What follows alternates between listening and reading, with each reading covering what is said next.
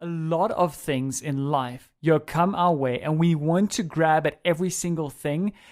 We don't get to the most important thing. I say the most important things, but the things that actually matter to us, because they seem unattainable, right? They seem too far reaching, right? They seem like we'll get to it when we get to it. We'll take that trip when we have the money, when we have the time, when the kids are at the house, or just before we have kids, we have time, right? The second thing that we covered as well was that a lot of things will take priority. There's always going to be something that's more urgent, always going to be something that's top priority.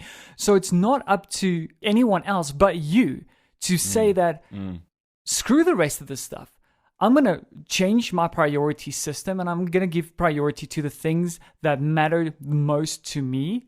All right. Secondly, and thirdly, is that if we wait for the perfect time, then the perfect time's never going to come. We're never going to get it done, right? If someone tells me one more time and I ask them, how's your work? And they tell me I'm busy, I want to just die, because that is not necessarily a good thing.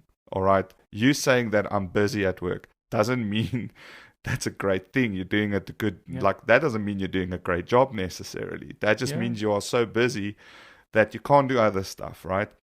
Go and find a way to make space in your life for these things as well.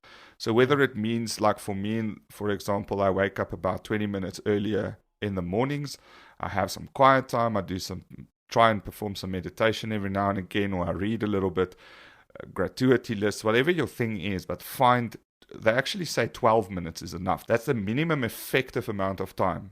And this has been researched, by the way. Yeah. Minimum effective amount of self-meditation or something in a day is 12 minutes a day, all right? That's not a lot. You can surely afford that. But you have to remove yourself. You can't do this in your vehicle. Can't do this on the potty before you go to your shower. You can't do this with kids around. You have to isolate yourself, sit with those things in your life and sort them out.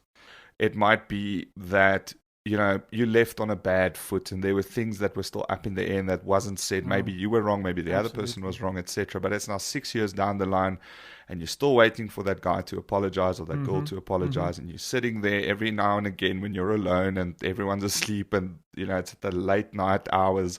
You think back on this and it still hurts. That person's not coming probably. If it's been that long, it might need to be one of two things. Let it go.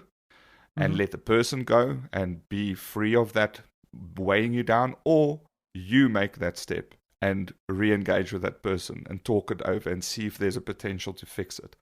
It's not going to necessarily happen from the other person. If it hasn't happened by that time, it's not happening. And it could be that person is waiting exactly like you are waiting. That person was probably also hurt in this excursion or this issue. If you've derived some great value from our show thus far, please take a second to rate and review us on the platform that you're tuned in on. This will really help us to grow the show and reach more and more people, to spread the positivity and change more and more lives. So it will literally just take you a second to rate and review us, and who knows, perhaps you could directly be responsible for changing someone's life today. We look forward to seeing you guys in the next one. Until then, cheers.